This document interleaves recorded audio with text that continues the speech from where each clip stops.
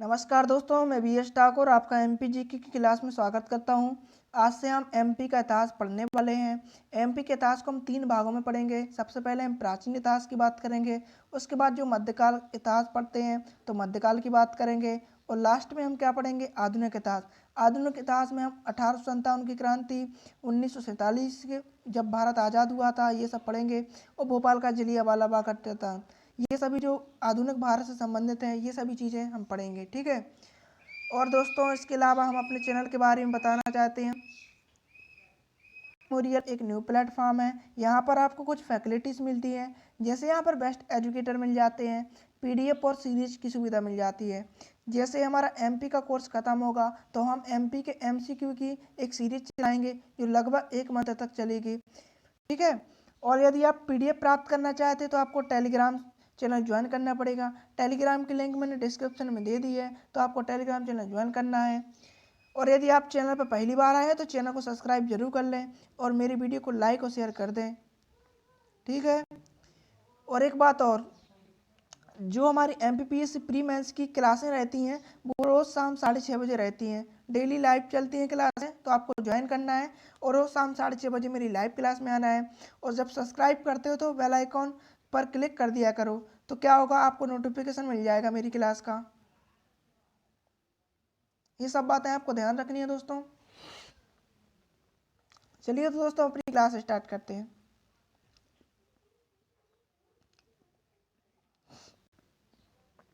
अब यहाँ पर जो प्रागैतिहासिक काल है, प्रागैतिहासिक काल 4 भागों में बटा हुआ है, ठीक है। एक तो पुरापाषाण काल, मध्यपाषाण काल, नवपाषाण काल और आद्य ऐतिहासिक काल। हमें इन 3 कालों को पढ़ना है, पुरापाषाण काल, मध्यपाषाण काल और नवपाषाण काल। इन तीनों कालों के बारे में हम अच्छी तरह से जानेंगे कि किन किन चीज़ों की यहाँ पर खोज हुई। ये सभी बातें हम पढ़ते चलेंगे। तो सबसे पहले हम बात करते हैं पुरापाषाण काल की।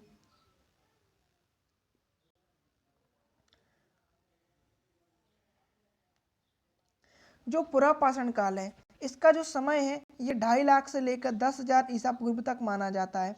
इस समय क्या हुआ, जो मनुष्य था, मनुष्य ने पत्थरों का प्रयोग करना सीख लिया था, और इस समय मनुष्य ने आग जलाना भी सीख लिया था। तो जो मनुष्य था इस समय पत्थर का प्रयोग करना और आग जलाना सीख गया था। अब जो यहाँ से कुछ स्थल प्राप्त हुए हैं वो नर्मदा घाटी, सोन घाटी, बेतवा घाटी और सोनार घाटी हैं। ये सभी स्थल पुरापाषाण कालीन स्थल हैं जो प्राप्त हुए हैं। इस युग से कुछ औजार भी प्राप्त हुए हैं, जैसे चापर, हस्त कुठार, फ्लैक और ब्लेड। ये एमपी के विभिन्न स्थानों से प्राप्त हुए हैं। ये एमपी के कितने विभिन्न स्थानों से प्राप्त हुए हैं। ये जो औजार हैं, कौन औजार, चापर, हस्त कुठार, फ्लैक, ब्लेड, ये सभी औजार क्वार्टजाइट जैसे नर्म पत्थरों से बने हुए होते हैं। ये जो औजार हैं ये क्वार्टजाइट जैसे नर्म पत्थरों से बने होते हैं दोस्तों। अब जैसे कुछ शहर भी हैं जो हमें पुरापाषाण काल से संबंधित हैं, वे याद रखने हैं। जैसे आदमगढ़ हो गया, जावरा हो गया, रायसेन हो गया और पचमढ़ी। ये सभी स्थल कहाँ से संबंधित हैं, ये सभी स्थल पुरापाषाण काल से संबंधित हैं, और ये सभी बातें हमें पुरापाषाण काल से याद रखनी है। इसके अलावा दोस्तों, जो होशंगाबाद और नरसिंहपुर है, होशंगाबाद और नरसिंहपुर के बीच से नर्मदा घाटी में पुरापाषाणकालीन जीवाश्म की प्राप्ति हुई है। जो हमारा होशंगाबाद जिला है और नरसिंहपुर जिला है, इसके बीच से हमें पुरापाषाणकालीन जीवाश्म की प्राप्ति हुई है। और जो हमारे डॉक्टर अरुण सोनकिया थे, इनने 1982 में सीहोर जिले के हथनौरा से जब उत्खनन किया, सीहोर जिले के हथनौरा में, तो वहाँ पर उन्हें मानव खोपड़ी के साक्ष्य प्राप्त हुए, जो अब तक के भारत के सबसे प्राचीन अवशेषों में विद्यमान है, ठीक है। जो हथनौरा है, हथनौरा से हमें विलुप्त हाथी के दोनों दांत तथा ऊपरी जबड़े का जीवाश्म प्राप्त हुआ है। ये सब बातें हमें पुरापाषाण काल से संबंधित लगती हैं। जो डॉक्टर अरुण सोनकिया है, इन्होंने 1982 में सीहोर जिले के हथनौरा से जब मैंने खुदाई की तो यहाँ से उन्हें क्या मिला, मानव खोपड़ी का साक्ष्य मिला, जो भारत में सबसे प्राचीन अवशेष माने जाते हैं। अब इसको हम कैसे याद रखेंगे, तो हम इसके बारे में आपको बताएंगे अभी। इसके अलावा देखते हैं हम दोस्तों, जो हमारे निसार अहमद थे, निसार अहमद, इन्होंने सोन घाटी में खुदाई की, सोन घाटी में खुदाई की, वहाँ से पुरापाषाणकालीन अवशेष प्राप्त किए। जो एच डी सांकलिया थे, डॉक्टर एच डी सांकलिया तथा सुपेरकर ने क्या किया, महादेव पिपरिया होशंगाबाद से 860 औजार प्राप्त किए। जो हमारे एच डी सांकलिया थे और सुपेरकर, इन्होंने महादेव पिपरिया से क्या प्राप्त किए, 860 औजार प्राप्त किए हैं। और नरसिंहपुर के निकट भूतरा नामक स्थान से पाषाणकालीन स्तर प्राप्त हुए हैं, जो एमपी के सबसे प्राचीन उपकरण माने जाते हैं। ये सभी बातें हमें पुरापाषाण काल से ध्यान रखनी है। इसी को हम देखते हुए आगे बढ़ देते हैं। चलिए दोस्तों, पहले हम समझ लेते हैं इसको कैसे समझेंगे।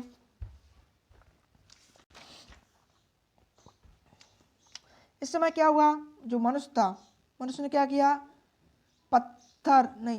पत्थरों का प्रयोग करना सीख लिया। ठीक है, पत्थर का प्रयोग करना सीख लिया। और क्या सीखा, आग जलाना सीखा। ठीक है, आग जलाना सीख लिया। ये दो बातें हमें पता चली। इसके अलावा हमें क्या मिला, यहाँ से कुछ औजार प्राप्त हुए, हस्तकटार, फ्लैग ब्लेड, ये सभी कैसे बने होते हैं, क्वार्टजाइट, क्वार्टजाइट जैसे नर्म पत्थरों के बने होते हैं। ठीक है, ये सभी बातें हमें ध्यान रखनी है। जैसे यहाँ पर आदमगढ़ स्थान, आदमगढ़ की बात करते हैं, चलो बाद में पढ़ेंगे आदमगढ़, आदमगढ़ के बारे में बाद में जानेंगे। डॉक्टर अरुण सोनकिया, इनके बारे में ध्यान रखना है, डॉक्टर अरुण सोनकिया। इन्होंने क्या किया था, सीहोर जिले के हथनौरा से क्या प्राप्त किया था, मानव खोपड़ी के साक्ष्य। ठीक है, तो ये बात है आपको ध्यान रखनी। मानव खोपड़ी के साक्ष्य कहाँ से प्राप्त हुए, सीहोर जिले के हथनौरा से प्राप्त हुए। इसको कैसे याद रखेंगे, सी से क्या रखना है आपको, सर्दी, सर्दी में क्या होता है आपको, छींक आती है। तो छींक आती है तो आप क्या करते हैं, अपने हाथ कहाँ डालते हैं, जेब में डालते हैं। तो जेब में डाल लिया। और अपना सिर किससे ढकते हैं, सिर टोपे से ढकते हैं। मतलब ये है कि मतलब मेरे कहने का ये है कि जब आपको ठंड रहती है तो ठंड में आप क्या करते हैं, टोपे से अपने सिर ढक लेते हैं, सिर ढक लेते हैं ना, तो उसको हम क्या बोलते हैं, सिर को मानव बोलते हैं, मानव खोपड़ी बोलते हैं। ठीक है, तो इस प्रकार से आप ध्यान रख सकते हो कि सी माने सर्दी आती है, सर्दी के मौसम में क्या करते हैं, हमें छींक आती है, छींक सर्दी माने सब सर्दी आ जाती है, बुखार आ जाता है, छींकें आती हैं, तो अपन हाथ कहाँ लगाते हैं, जेब में डालते हैं।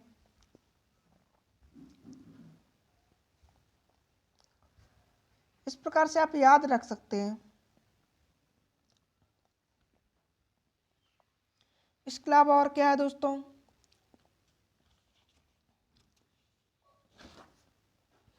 हथनौरा से क्या प्राप्त हुआ, और हमें हथनौरा से हमें जो विलुप्त हाथी है, विलुप्त विलुप्त हाथी के दांत और जबड़े। ठीक है, दो दांत और जबड़े, विलुप्त हाथी के दांत और जबड़े हमें यहाँ से प्राप्त हुए। ठीक है, अब एक और आता है एच डी सांकलिया। ठीक, एच डी सांकलिया और सुपेरकर। अब इनको कैसे ध्यान रखेंगे कि महादेव पिपरिया और होशंगाबाद से 860 औजार प्राप्त किए। देखो क्या होता है, जब मम्मी पापा घर से बाहर चले जाते हैं, कौन चला जाता है, मम्मी पापा घर से बाहर चले जाते हैं, तो घर पे कौन रहता है, उनके बच्चे रहते हैं। ठीक है, घर पे उनके बच्चे रहते हैं ना, तो मम्मी पापा क्या सोचते हैं कि इनको घर पे रहने दो। तो अब जब कोई घर पे नहीं रहेगा तो हम क्या करेंगे, बोर होंगे ना, तो क्या करते हैं, हम एच डी मूवी देखते हैं। हमने कोई भी टीवी चालू की और एच डी मूवी स्टार्ट कर दी। और एच डी मूवी कैसे देखते हैं, सुपारियाँ खा के, मतलब सुपेर कर। एच डी सांकलिया माने एच डी मूवी। और सुपेरकर से हम क्या बना देंगे, सुपेरकर से हम ये ट्रिक बनाएंगे, सुपेरकर से कि हम सुपारियाँ खाते हैं। इस प्रकार से हम एच डी सांकलिया सुपेरकर को ध्यान रख सकते हैं दोस्तों। पापा कहाँ गए घूमने, पापा हमारे महादेव पिपरिया घूमने गए। ठीक है, पापा कहाँ पे घूमने गए, महादेव पिपरिया। इस तरह से हम एच डी सांकलिया और सुपेरकर को ध्यान रख सकते हैं। इन्होंने क्या किया था, होशंगाबाद और महादेव पिपरिया से 860 औजार प्राप्त किए थे, जो कि पुरापाषाण काल से संबंधित हैं। ये सभी बातें हमें ध्यान रखना है दोस्तों। अब दोस्तों, जो रायसेन में भीमबेटका है और जो सागर के निकट पहाड़ियाँ हैं, यहाँ से भी पुरापाषाण कालीन शैलचित्र प्राप्त हुए हैं। शैलचित्र से मतलब क्या है, दीवारों पर लिखी गई चित्रकला। मतलब दीवारों पर हम कुछ भी लिख देते हैं, कुछ भी ऐसा कुछ भी लिख दिया, हमने लिख दिया राम, तुमने लिख दिया सीता, तो राम लक्ष्मण सीता जानकी, ये जो भी होता है लिखना, लिखावट होती है दीवारों पे, इनको हम शैलचित्र बोलते हैं। तो यहाँ से क्या मिले हैं, 500 गुफा चित्रों में से 5 पुरापाषाणिक माने 5 पुरापाषाण काल से संबंधित है। जो 500 गुफा चित्र प्राप्त हुए हैं भीमबेटका तथा सागर के निकट पहाड़ियों से, इनमें से 5 पुरापाषाण काल से संबंधित है और शेष क्या है, मध्यपाषाण काल से संबंधित है। ठीक है। जो भीमबेटका है, भीमबेटका की खोज किसने की थी, तो हम भीमबेटका के बारे में भी जान लेते हैं। भीमबेटका, भीम, तो भीम भैया क्या कर रहे थे, राय मांग रहे थे। किससे मांग रहे थे राय, विष्णु जी से। भीम जी ने राय मांगी विष्णु जी से, मतलब क्या हो गया, भीमबेटका कहाँ पे है, रायसेन जिले में, और भीमबेटका की खोज किसने की, विष्णु वाकड़कर ने। ठीक है, इस प्रकार से आप ध्यान रख सकते हैं। और जो 500 गुफा चित्रों की खोज की थी वो भी विष्णु वाकड़कर ने की थी, जिनमें से 5 क्या है, पुरापाषाण काल से संबंधित है। ये सभी बातें आपको ध्यान रखना है। ये है दोस्तों भीमबेटका। 1990 में क्या हुआ, भीमबेटका को राष्ट्रीय महत्व का दर्जा मिला। 1990 में भीमबेटका को राष्ट्रीय महत्व का दर्जा मिल गया। 2003 में क्या हुआ, वर्ल्ड हेरिटेज साइट में शामिल कर लिया गया। जो भीमबेटका है मध्य प्रदेश के रायसेन जिले में स्थित है। भीमबेटका कहाँ पर है, मध्य प्रदेश के रायसेन जिले में, और इसकी खोज विष्णु वाकड़कर ने 1957-58 में की थी। मैंने अभी आपको बताया था भीम किससे राय मांगते हैं, विष्णु जी से। तो भीमबेटका कहाँ पर, रायसेन में, खोज किसने की, विष्णु वाकड़कर ने। जो भीमबेटका है, भीमबेटका से हमें आदि मानव के साक्ष्य प्राप्त मिले हैं। भीमबेटका से हमें किसके साक्ष्य मिले हैं, आदि मानव के साक्ष्य मिले हैं। ये सभी बातें हमें भीमबेटका से ध्यान रखनी है।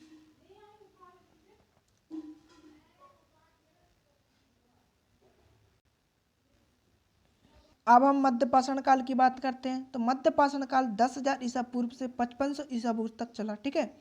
जो हमारा पुरापाषाण काल था वो 2 लाख ईसा पूर्व से 10,000 ईसा पूर्व तक चला। ईसा पूर्व को हम बीसी बोलते हैं और ईसवी को हम एडी से संबोधित करते हैं। ठीक है। जो मध्यपाषाण काल है 10,000 ईसा पूर्व से 5500 ईसा पूर्व तक चला।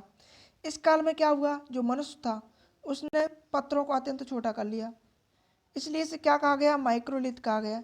लेकिन पुरापाषाण काल में क्या हुआ था, मनुष्य ने पत्थरों का प्रयोग करना सीखा, पत्थरों का क्या करना सीखा, प्रयोग करना सीखा, लेकिन पत्थरों को छोटा नहीं कर पाया था। लेकिन मध्यपाषाण काल में पत्थरों को छोटा कर लिया और इन छोटे पत्थरों को माइक्रोलिथ कहा जाने लगा। जो आदमगढ़ है, आदमगढ़ होशंगाबाद जिले में स्थित है और ये प्रागैतिहासिक मानव की क्रीड़ा स्थली रहा है। और जो आदमगढ़ है, आदमगढ़ से हमें मानव के पशुपालक होने के साथ साथ मानव साहब के साथ कुत्ते के दफनाए जाने के प्रमाण मिलते हैं। इसकी खोज आरबी जोशी ने की थी। इसको हम कैसे ध्यान रखेंगे, आदम, आदम से हम रख सकते हैं ऊदम। ऊदम कौन मचाता है, तो बच्चे, बच्चे मचाते हैं ऊदम। और जब बच्चे मचाएंगे ऊदम, 2 बच्चे हैं ऊदम कर रहे हैं, बहुत देर से कर रहे हैं, इनके बीच में लड़ाई हो जाती है और ये अपना होश खो बैठते हैं। होश खो दिया तो क्या, होशंगाबाद हो जाएगा। होश खो देते हैं तो क्या करता है छोटा भाई या बड़ा भाई, ठीक है, तो बड़ा भाई छोटे भाई में एक थप्पड़ लगा देता है, तो क्या होता है, जोश में लगाता है ना, तो आरबी जोशी। इस प्रकार से आप ध्यान रखोगे, जोश में मारा है तो आरबी जोशी। ठीक है, तो आरबी जोशी आपको ध्यान रखना है कि आदमगढ़ की खोज की। और जो यहाँ से कुछ साक्ष्य मिले हैं, जैसे मानव पशुपालक था, इसके साथ जो मानव सह है, जो मानव जब मृत्यु को प्राप्त होता है तो उसके साथ कुत्ते के दफनाए जाने का प्रमाण मिलता है। वो कहाँ से मिलता है, हमें आदमगढ़ होशंगाबाद से मिलता है। ये सभी बातें हमें ध्यान रखना है। ये उतना खास नहीं है, आप पढ़ लेना। जो धार जिले में स्थित प्रसिद्ध बाघ गुफा है, यहाँ पर मध्य पाषाण काल से लेकर नवपाषाण काल तक की उपकरणों की प्राप्ति हुई है। बाघ की गुफाओं की खोज किसने की थी, डेंजरफील्ड ने 1875 में, नहीं 1818 में की थी, 1818 में डेंजरफील्ड ने की थी। और जो बाघ की गुफाएं गुप्तकालीन गुफाएं हैं और ये बौद्धकालीन गुफाएं, गुप्त काल में इनका निर्माण हुआ था। नवपाषाण काल की बात करते हैं हम दोस्तों। नवपाषाण काल,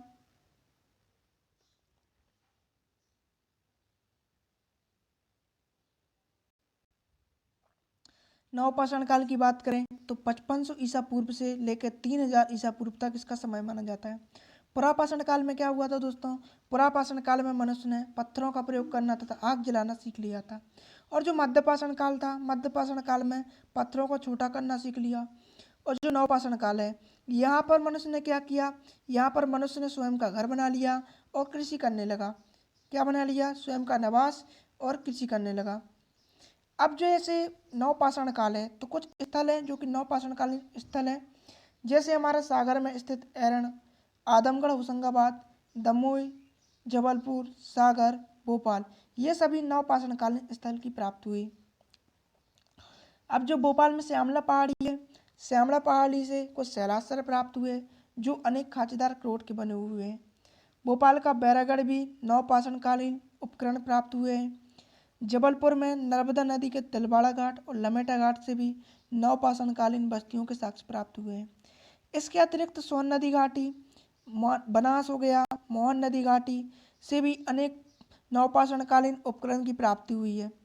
ये सभी बातें हमें नवपाषाण काल से ध्यान रखनी है।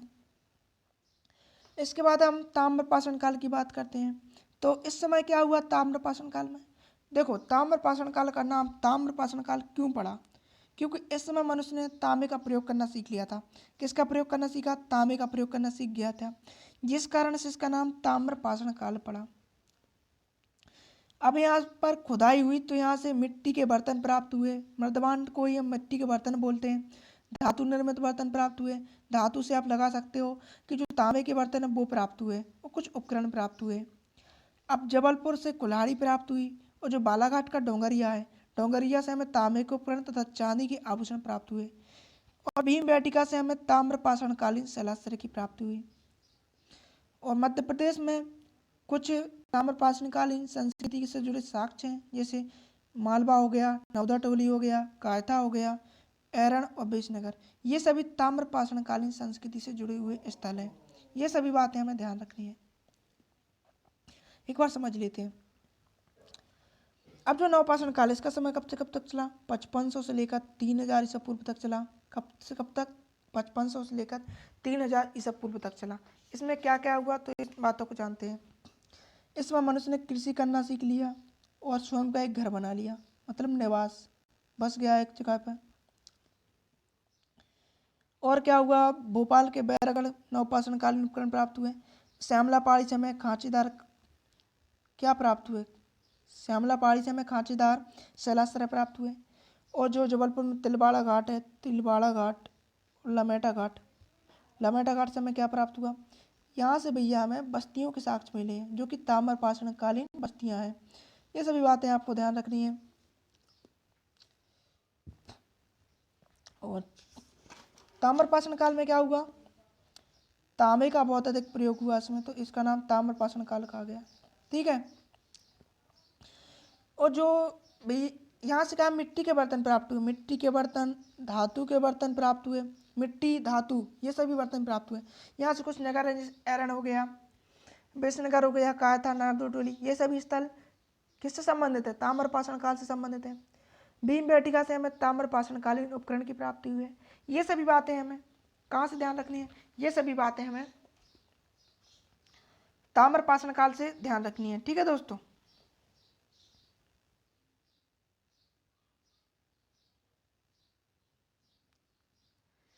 अब मध्य प्रदेश के हम शैलाश्रय की बात करते हैं और शैलचित्र की बात करते हैं। मध्य प्रदेश के शैलाश्रय और शैलचित्र की बात करते हैं।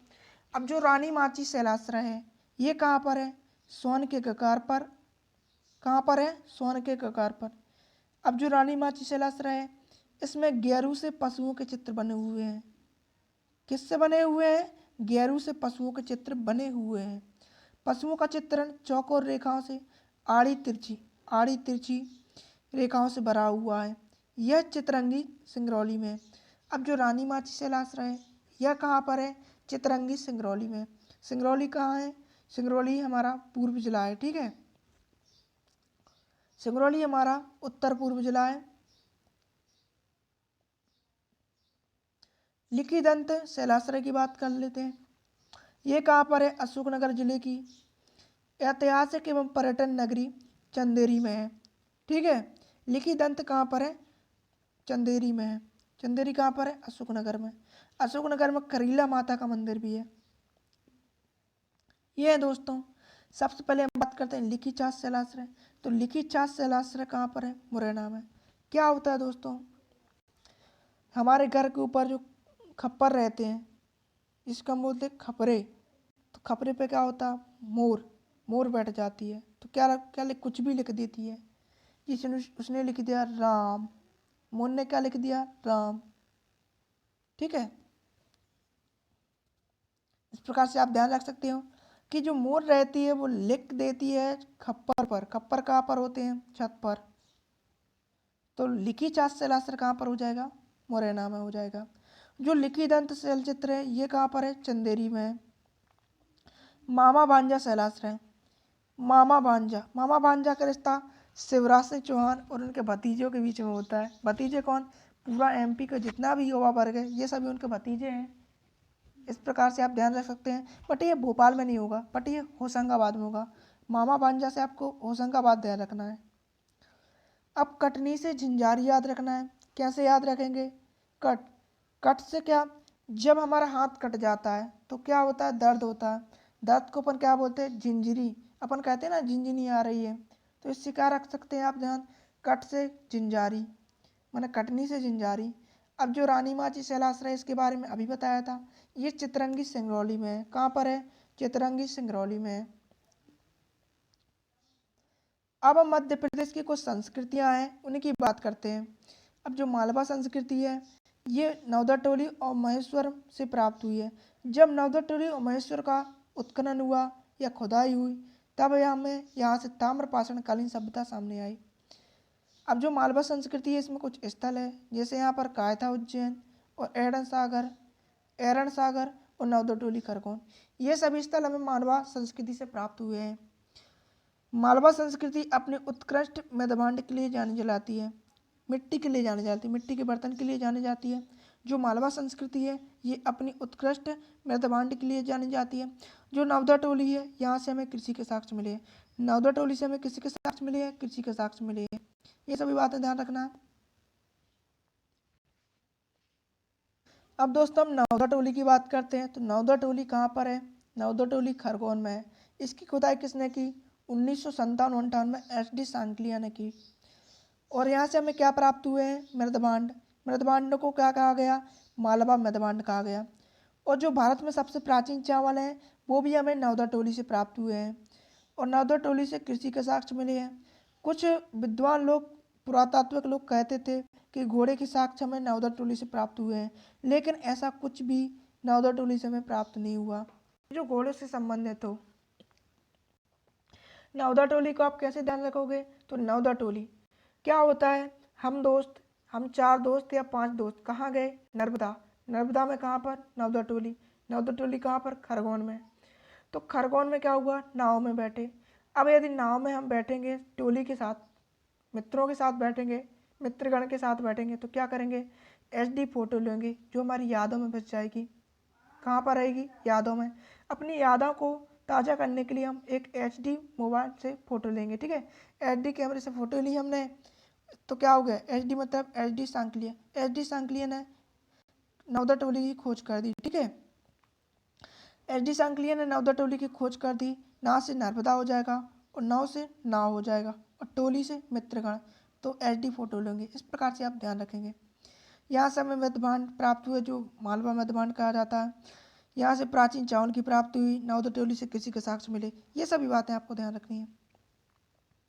कायथा, कायथा कहाँ पर है, उज्जैन में। कायथा सिंधु काली सिंधु नदी के किनारे स्थित, ये आपको बात ध्यान रखनी है। ठीक है, कायथा संस्कृति की बात करते हैं। यहाँ से हमें कायथा और एरन स्थान प्राप्त हुए। जो कायथा से मध्यभांड प्राप्त हुए हैं ये प्राक हड़प्पा, हड़प्पा और हड़प्पोत्तर संस्कृति का प्रभाव दिखाई देता है। जो कायथा से मध्यभांड प्राप्त हुए हैं इनमें प्राक हड़प्पा, हड़प्पा और हड़प्पोत्तर संस्कृति का प्रभाव दिखाई देता है। ये सब बातें आपको ध्यान रखनी है। एरन की बात करते हैं तो एरन कहाँ पर है, बेतवा नदी के किनारे स्थित है और ये बीना नदी के पास में भी स्थित है। दोस्तों ये गुप्त काल का एक प्रमुख नगर है। यहाँ से समुद्रगुप्त का एक शिलालेख मिलता है जिसमें एरन को एरकिन कहा गया है। जिसमें एरन को क्या कहा गया, एरकिन कहा गया। इसकी खोज किसने की थी, मतलब इस अभिलेख की खोज किसने की थी, कनिंघम ने। कब की थी, 1875 में। कब की थी, 1875 में। अब यहाँ से पंचमार्क सिक्कों के भारी भंडार प्राप्त हुए हैं। कहाँ से प्राप्त हुए? एरन से। एरन से एक अन्य अभिलेख प्राप्त हुआ है जो 510 ईस्वी का है। इसे भानुगुप्त का अभिलेख कहा जाता है। इस अभिलेख को एरन का सती अभिलेख भी कहा जाता है। क्या हुआ था? जब भानुगुप्त शासन कर रहा था, भानुगुप्त गुप्त सम्राट था, और जब ये शासन कर रहा था तो इसके दरबार में एक गोपराज नामक सेनापति था। इसकी युद्ध के दौरान इसकी मृत्यु हो गई। जो इसकी पत्नी थी, इसकी पत्नी ने क्या किया? सती धर्म अपना लिया था, जिसे एरन का सती अभिलेख कहा जाता है, जो यहाँ पर है। कहाँ पर है? एरन में स्थित है। ठीक है, एरन से हमें सती का एक जुड़ा हुआ अभिलेख मिलता है, जिसमें देखा है कि इसे भानुगुप्त का अभिलेख कहते हैं। गोपराज नामक सेनापति की मृत्यु हो जाती है तो उसकी पत्नी क्या करती है? सती धर्म को अपना लेती है। ये सभी बातें हमें ध्यान रखनी है। कायता की बात करें तो कायता काली सिंध नदी के किनारे स्थित है। कायता की खोज किसने की थी? 1964 में विष्णु बाकड़कर ने की थी। और जो कायता है, कायता के टीले से हमें ताम्रपाषाण युग से लेकर गुहा काल तक के उपकरण मिले हैं। ठीक है, ये सभी बातें ध्यान रखनी है।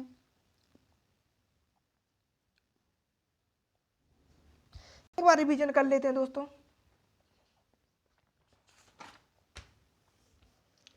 नवदा टोली जब हमने बता ही दिया था। अब हम बात करते हैं कायता की। बात करते हैं कायता कहाँ पर है? कायता उज्जैन में है। कौन सी नदी के किनारे? काली सिंध नदी के किनारे। काली सिंध नदी के यहाँ पे जो टीले हैं, यहाँ पर ताम्रपाषाण काल से लेकर गुहा काल तक के अवशेष मिले हैं। इसके एरन की बात करते हैं। एरन से हमें भानुगुप्त का अभिलेख मिलता है, भानुगुप्त का, जिसमें गोपराज नामक सेनापति की मृत्यु हो जाती है। उसकी जो पत्नी रहती है वो सती धर्म को अपना लेती है, सती धर्म को अपना लेती है। इसे भानुगुप्त का अभिलेख भी कहा जाता है या एरन का सती अभिलेख भी कहा जाता है। ठीक है, उसके अलावा समुद्रगुप्त का भी एक अभिलेख मिलता है, जिसमें एरन को क्या कहा गया? एरकन कहा गया। क्या कहा गया? एरकन कहा गया। ये सभी बातें आपको ध्यान रखनी है। एरन कहाँ पर है? बेतवा नदी के किनारे स्थित है। किस नदी के किनारे? बेतवा नदी। और बीना नदी भी माना जाता है, बीना नदी के किनारे भी स्थित है। कहीं कहीं पे लिखा मिलता है बीना नदी के किनारे स्थित है। ये सभी बातें हमें ध्यान रखनी है। लोह युगीन संस्कृति की बात करते हैं। ये 1000 ईसा पूर्व की थी। ये भैया एमपी के उत्तरी भाग में भिंड मुरैना ग्वालियर में पाई जाती है। ये कहाँ पर संस्कृति है? भिंड मुरैना ग्वालियर की संस्कृति है। यहाँ से हमें चित्रित धूसर मृदभांड मिले हैं। ठीक है, जो हमारे यहाँ से क्या मिला है? चित्रित धूसर मृदभांड की प्राप्त हुई है, मृदभांड की प्राप्त हुई है। ये 1000 ईसा पूर्व की है। 1000 बीसी बोलते हैं इसको। ठीक है, ईसा पूर्व को बीसी और ईसवी को हम एडी से संबोधित करते हैं। ये सभी प्राप्त हुए हमें। ये कुछ फैक्ट है सर दोस्तों, आपको पढ़ लेना है। ये फैक्ट पढ़ लेना है आपको। नर्मदा घाटी सर्वेक्षण किन किन वैज्ञानिकों ने किया तो ये आपको बता दें। Sankalia, S D. Sankalia, Suferkar, R B. Joshi, B B. Lal, Mac Brown, Terra Peterson, इन सभी ने नर्मदा घाटी सर्वेक्षण किया। सोन घाटी सर्वेक्षण निसार अहमद ने किया। रीवा सतना क्षेत्र उत्खनन जी.आर. शर्मा ने किया। चंबल घाटी तथा अन्य ताम्रपाषाण कलक सभ्यता प्रोफेसर विष्णु बाकड़कर ने किया। ठीक है, ये सभी बातें आपको ध्यान रखनी है। इसके बाद वैदिक युग की बात करते हैं। वैदिक युग में ज़्यादा कुछ खास नहीं है। ऋग्वैदिक काल में आर्य संस्कृति उत्तर भारत तक सीमित थी, लेकिन उत्तर वैदिक काल में यह विंध्याचल पर्वत को पार करके मध्य प्रदेश में कदम देखा। ऐत्रेय ब्राह्मण में जिस निषाद जाति का उल्लेख मिलता है वह मध्य प्रदेश में निवास करती थी। यहाँ पर ऐत्रेय ब्राह्मण में क्या बनता है? ऐत्रेय ब्राह्मण में भैया हमें निषाद जाति का उल्लेख मिलते हैं। निषाद, अब ये निषाद जाति कहाँ निवास करती थी? एमपी के जंगलों में निवास करती थी।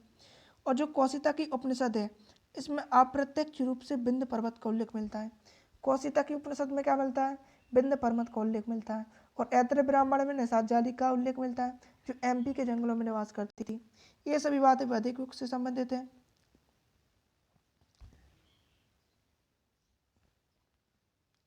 अब जो पौराणिक कथाएं हैं, पौराणिक कथाएं क्या कहती हैं? जो इक्ष्वाकु वंश के राजा थे मुचकुंद, कौन थे? मुचकुंद, इन्होंने किससे विवाह किया? चलिए दोस्तों, हम अपनी क्लास को यहीं पे रहने देते हैं। कल हम महाकाव्य काल स्टार्ट करेंगे। ठीक है दोस्तों, यहीं पे रहने देते हैं। ज़्यादा लंबी क्लास हो जाएगी तो आपको भी समझ में नहीं आएगा दोस्तों।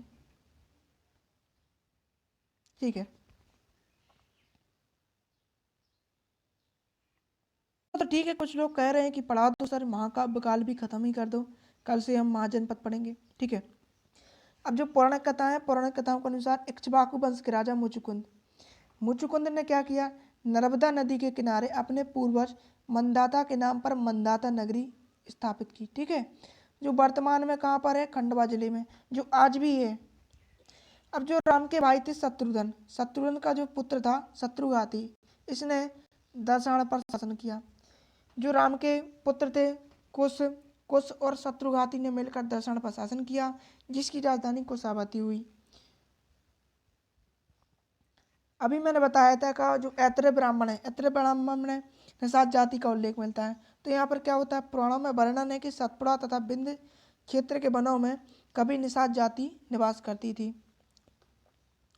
अनुश्रुतियों के अनुसार मनुष्यों की परंपरा में अनेक मनु व्यवस्था हुए, जिनके 10 पुत्र थे। मतलब जो अनुश्रुतियां हैं वो कहती हैं कि मनुष्य की परंपरा में अंतिम मनु व्यवस्था हुए, जिनके 10 पुत्र थे, हम जान लेते हैं। इनका एक पुत्र था करुष नामक, करुष था इनका पुत्र। इन्होंने करुष वंश चलाया और कारुष देश की स्थापना की, जो वर्तमान में बघेलखंड में स्थित है। और जो है वंश के राजा थे महिष्मत, इन्होंने माहिष्मती नगर बसाया, जो वर्तमान में महेश्वर के रूप में प्रसिद्ध है। इक्ष्वाकु वंश के राजा पुरुकुत्स ने नर्मदा के साथ विवाह किया, और पुरुकुत्स ने क्या किया, रेवा का नाम परिवर्तित कर नर्मदा कर दिया। और जो है वंश के प्रतापी राजा थे कीर्तिवीर, ये बहुत ज़्यादा कीर्तिवीर थे, अर्जुन हुए। ठीक है वंश के प्रतापी राजा कौन थे, कीर्तिवीर अर्जुन हुए। कालिदास ने एक महाकाव्य रचा जिसका नाम रघुवंशम है, और रघुवंशम में भगवान राम के पुत्र कुश तथा शत्रुघ्न के पुत्र शत्रुघाती ने दर्शन विधि से पर शासन किया था। अपनी राजधानी कैसे बनाया था, कुशावती को बनाया था। महाभारत काल में एक दंतवक्र नाम का एक दैत्य मिलता है, जिसने बुंदेलखंड के दतिया के आसपास शासन किया, जिस कारण से इसका नाम दतिया पड़ा। और श्री कृष्ण ने दंतवक्र को पराजित किया, और फिर श्री कृष्ण ने गोपाकक्ष चले गए, जहाँ पर गोपालगिरी की पहाड़ियाँ देखने को मिलती हैं, जो वर्तमान में ग्वालियर में है। ठीक है, रिवीजन कर लेते हैं।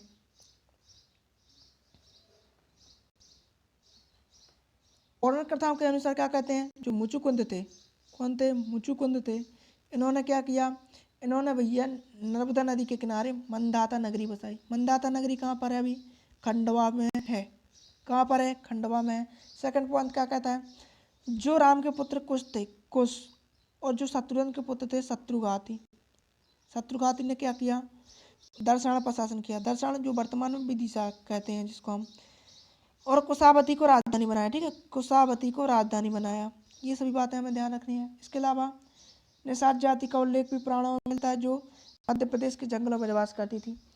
अब जो मनुष्य परंपरा के अनुसार अनुसूचियों में कहा गया है, जो मनुष्य परंपरा में मनु व्यवस्थित हुए, व्यवस्थित, इनके 10 पुत्र थे। 10 पुत्रों में से एक करुष नाम का पुत्र था। इसने क्या चलाया, करुष वंश चलाया तथा करुष देश की स्थापना की। करुष ने क्या किया, करुष देश चलाया तथा नहीं करुष वंश चलाया तथा कारुष देश की स्थापना की। है वंश के जो प्रतापी राजा थे, कौन थे, महिष्मत। महिष्मत ने क्या किया, माहिष्मती नगर की स्थापना की। ठीक है, माहिष्मती जो वर्तमान में महेश्वर के नाम से प्रसिद्ध है। और जो इक्ष्वाकु वंश के राजा पुरुकुत्स से इनका विवाह रेवा के साथ हुआ, रेवा के साथ विवाह हुआ। बाद में इन्होंने क्या किया, रेवा का नाम परिवर्तित कर नर्मदा कर दिया। महाभारत काल में जो दंतवक्र नाम का दैत्य है, इसका उल्लेख मिलता है। यह दतिया के आसपास निवास करता था। श्री कृष्ण ने इसने पराजित, और श्री कृष्ण थे, इन्होंने दंतवक्र को पराजित किया था। और फिर श्री कृष्ण ने गोपालगिरी की पहाड़ियाँ चले गए थे, जो कि ग्वालियर में है। इसके अलावा जो आज की क्लास हमारी खत्म होती है दोस्तों क्लास कंप्लीट होती है। यदि आप पहली बार आए हो चैनल पर तो सब्सक्राइब कर लें और बेल आइकन पर क्लिक कर दें, जिससे आपको मेरी क्लास का नोटिफिकेशन मिल जाए और आप मेरी लाइव क्लास में आ सकें। शिवा मेमोरियल एक न्यू प्लेटफॉर्म है। यहाँ पर आपको कुछ फैसिलिटीज मिलती हैं, जैसे यहाँ पर बेस्ट एजुकेटर मिल जाते हैं, PDF की सुविधा मिल जाती है, सीरीज चलती है। जैसे ही हमारा MP का कोर्स कंप्लीट होगा तो हम MCQ की एक सीरीज चलाएंगे जो 1 मंथ तक चलेगी। और यदि आपको PDF चाहिए तो हमारा टेलीग्राम चैनल ज्वाइन करना पड़ेगा। टेलीग्राम की लिंक आपको डिस्क्रिप्शन में मिल जाएगी। और मेरी लाइव क्लास 6:30 बजे रहती है। यहाँ पर आपको MPPSC प्री तथा मेंस का कंप्लीट कोर्स कराया जाएगा। लगभग 1.5 साल का कोर्स रहेगा जो कि आपका कंप्लीट कर दिया जाएगा। इसलिए यदि आप पहली बार आए हो चैनल पर तो सब्सक्राइब कर लें।